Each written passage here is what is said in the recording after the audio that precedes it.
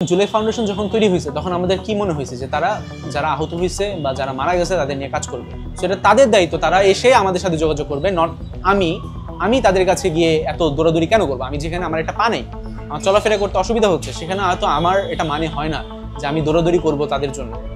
গেল ৫ আগস্ট ছাত্র জনতার তীব্র আন্দোলনের মুখে স্বৈরশাসক পালিয়ে গেলেও সে সময় পুলিশের আক্রমণ থেকে বাঁচতে পারেনি হাজারো মানুষ। বিজয় মিছিল নিয়ে যখন শাহবাগের দিকে জনস্রোত যাচ্ছিল, ঠিক তখনই যাত্রাবাড়ি থানা থেকে ছাত্র জনতাকে লক্ষ্য করে গুলিবর্ষণ করতে থাকে পুলিশ। পরিবারকে না জানিয়ে জুলাইয়ে কোটা বিরোধী আন্দোলনে যোগ দিলেও ৫ আগস্ট পরিবারকে জানিয়ে লং মার্চ টু ঢাকায় যোগ দেন ড্যাফোডিল ইনস্টিটিউট অব আইটির কম্পিউটার সায়েন্সের ৩য় বর্ষের ছাত্র গাজী রাইমুল ইসলাম। তবে যাত্রাবাড়ি থানা থেকে আসা পুলিশের গুলিতে আহত হন তিনি। সেদিনের ভয়াবহতা আজও ভুলতে পারেননি রাইমুল। ৫ আগস্ট যখন পুরো দেশের মানুষ বিজয় উল্লাসে মেতে ওঠে, ঠিক তখনই পায়ের ব্যথায় যন্ত্রণায় ছটফট করতে করতে এক হাসপাতাল থেকে অন্য হাসপাতালে ছুটেন রাইমুল ও তার পরিবার। এক পর্যায়ে চিকিৎসকরা পা কাটার পরামর্শ দেন তার পরিবারকে। চিৎকার করতেছিলাম অনেক, ব্যথায় পর অজ্ঞান হয়ে যাই। ডাক্তাররা যখন দেখে তখন দেখে যে ভাস্কুলার ইনজুরি এতটাই ক্রিটিক্যাল ছিল, মানে এতটাই ভয়াবহ ছিল যে আমার নিচের পেশিটা মারা যায়, হাঁটুর নিচে যে পায়ের অংশটা সেটা হচ্ছে মারা যায়। তো পরবর্তীতে ভাইয়াকে অপারেশন থিয়েটারে নিয়ে গিয়ে দেখায়, শক দিয়ে দেখায় পায়ে আসলে কোনো সেন্স নাই, পা মারা গেছে। তখন তারা বলে যে পা কেটে ফেলতে হবে। জুলাই ফাউন্ডেশনের প্রতি জাগো নিউজের কাছে খুব প্রকাশ করেন তিনি। এখন জুলাই ফাউন্ডেশন যখন তৈরি হয়েছে তখন আমাদের কি মনে হয়েছে যে তারা যারা আহত হয়েছে বা যারা মারা গেছে তাদের নিয়ে কাজ করবে।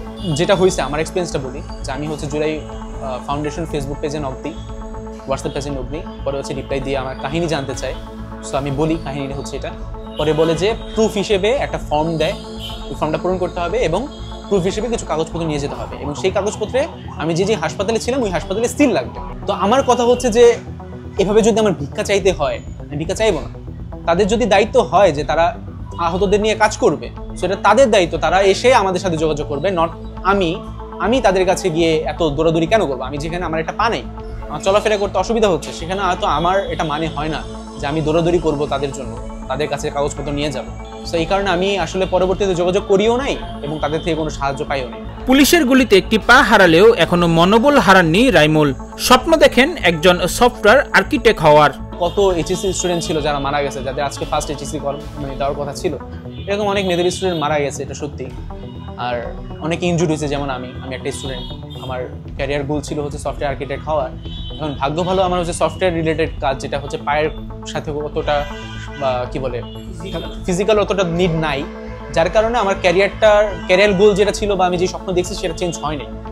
আগে যেরকম ছিল এখন ঠিক সেরকমই আছে, এবং ওটা কন্টিনিউ করার জন্য যতটা সম্ভব চেষ্টা করতেছি। হয়তো স্বৈরশাসকের গুলি কেড়ে নিয়েছে গাজী রাইমুল ইসলামের একটি পা, তবে স্বপ্নবাজ এই তরুণের আগামী দিনে বাংলাদেশকে নতুন কিছু দেওয়ার যে প্রত্যয়, সেই লক্ষ্য থেকে তাকে সরানো সম্ভব হয়নি।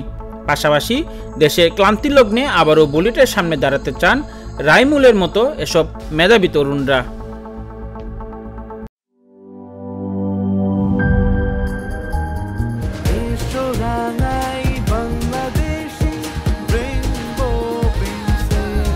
রেইনবো পেইন্টস, ছড়াও জীবনের রং।